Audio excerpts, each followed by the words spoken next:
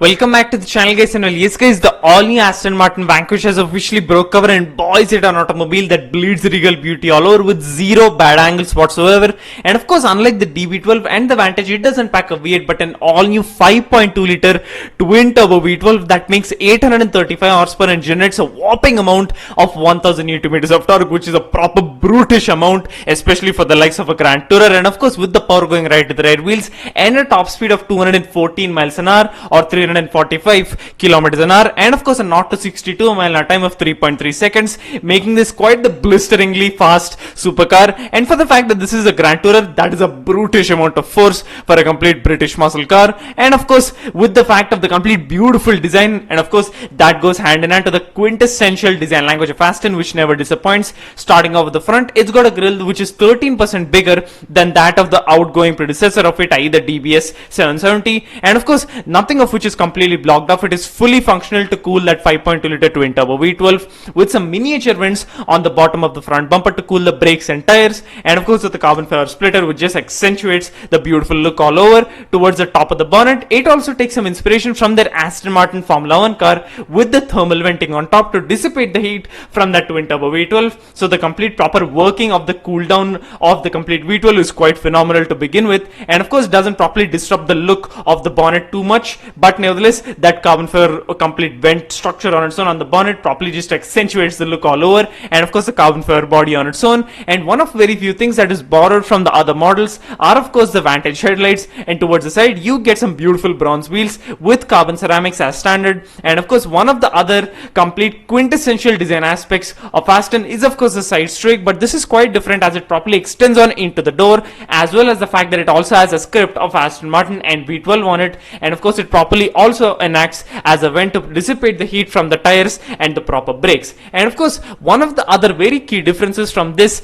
and the proper outgoing DBS 770 is the fact that this is 80 millimeters longer than that of the DBS 770, and of course that proper amount was properly added right between the front axle and the A pillar. And of course that was done not for the likes of performance or airflow or aero or anything technical in any way, but it was done just to solely accentuate the look of that complete long front bonnet Grand Tourer look, and it does that brilliantly on its own. And towards the side you've got your proper carbon fiber side skirts with the option of the carbon fiber mirror caps on top, and of course towards the back you've got a proper rear body which is 10 millimeters wider than that of the DBS 770, and some very high positioned rear fenders, which is a very key 177 trait on its own. And I mean the way it just stays tall and properly drops down towards the complete flat proper complete design of the door, it is properly beautiful to look at, and especially the rear 3/4 look, it just makes you want to leer at the car all over. And of course towards the back you've got your quintessential ducktail slash camtail akin to what you can find on the Valour,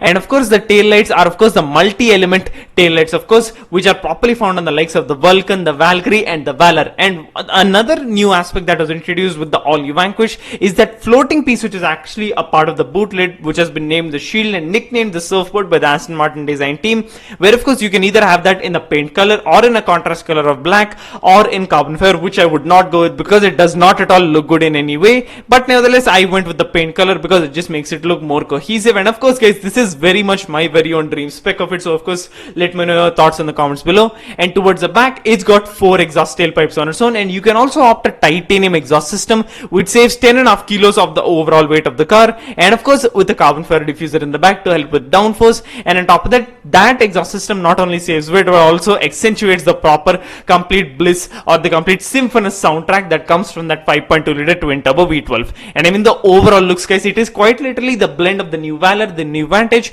and a sprinkle of the 177 on top. And of course with a proper hand being given from the quintessential design language of Aston, it is properly a beauty to look at, while also maintaining the proper brutish performance that you'd expect from a V12 powered Aston. And now without any further ado, let's just take a listen to the all new 5.2 liter twin turbo V12 that powers the Vanquish.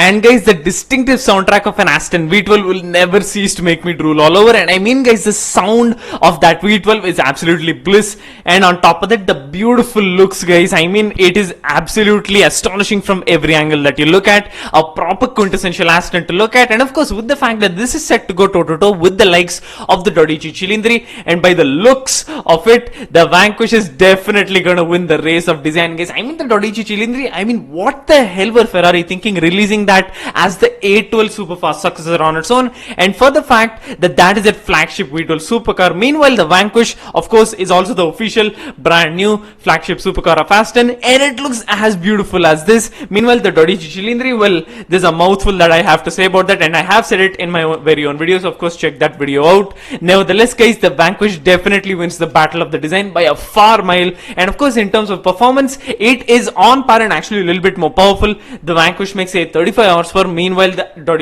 Cilindri makes 830. And of course in terms of the soundtrack, the Vanquish sounds as good as the 12 Cilindri, if not better, even with the fact that this is a twin turbo V12 compared to the fact that the 12 Cilindri has a naturally aspirated V12 that is properly heavily muffled due to European regulations. Hence me coming up with the fact that the proper twin turbo V12 sounds on par with that, if not better. But nevertheless guys, overall the Vanquish is obviously the no-brainer option. Nevertheless, what would you guys pick, the 12 Cilindri or the all-new beautiful 835 horsepower Aston Martin Vanquish? Comment below. And of course, now we move on from the complete brutish performance and the complete awe-striking looks of the Vanquish into the complete interior, which gives you the complete comfort feel such as you'd get from a proper Grand Tourer. And of course, this properly comes in with the all-new interior that is properly available across every single Aston model. Of course, with the 10.25-inch instrument gauge cluster and a 10.25-inch infotainment screen as well, properly giving you all the proper things that you need, i.e. Bluetooth, Apple CarPlay, Android Auto, and all this type of stuff. And the complete central console has been flattened, whereas in the other models it is quite literally at an incline or a complete slanting angle, whereas here it's been flattened. And of course, unlike the 12 Cilindri, which has touchscreen buttons all across the steering wheel and through the central console, this provides the proper tactility that you would want in a proper driver's car. And I mean, with the fact of the complete paddles on its own, the complete buttons all across the steering wheel, the central console,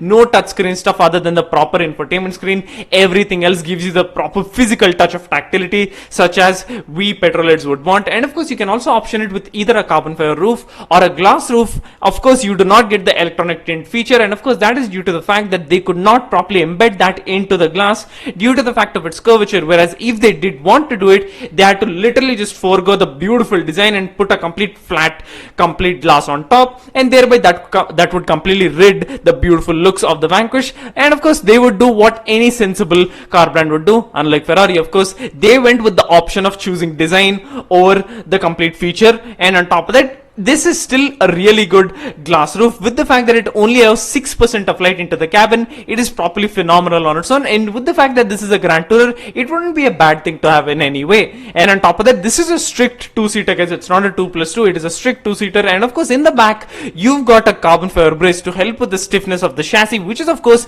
75% stiffer than that of the complete outgoing DBS. And of course, with that carbon fiber brace, it just aids in the stiffness. And of course, you can also put in some additional luggage, which are of course properly provided by Aston, as you guys can see. Nevertheless, it is a proper beauty to look at from the outside, and on the inside it gives you the comfort and tactility such as you'd get from a proper V12 powered Aston / Grand Tourer on its own. And well guys, I mean, what else could you want guys? A proper quintessential V12 powered mass produced Aston has officially made a comeback, and of course a name which has properly been absent for the better part of 7 years has also made a comeback, i.e. it's the return of the Vanquish. And of course, 12 Cilindri, who guys, I mean, this literally completely pips the 12 Cilindri in every aspect. And I mean, what else could you want guys? A twin turbo V12 on its own, 835 horse for 1000 Nm of torque. Well, that's all you need to say to get me on board with the all new Aston Martin Vanquish. I mean guys, the awe-striking looks, the complete proper tactility in the interior, the comfort, the complete creature comforts, the complete fact of that glass roof, even though it doesn't have the electronic tint feature, it still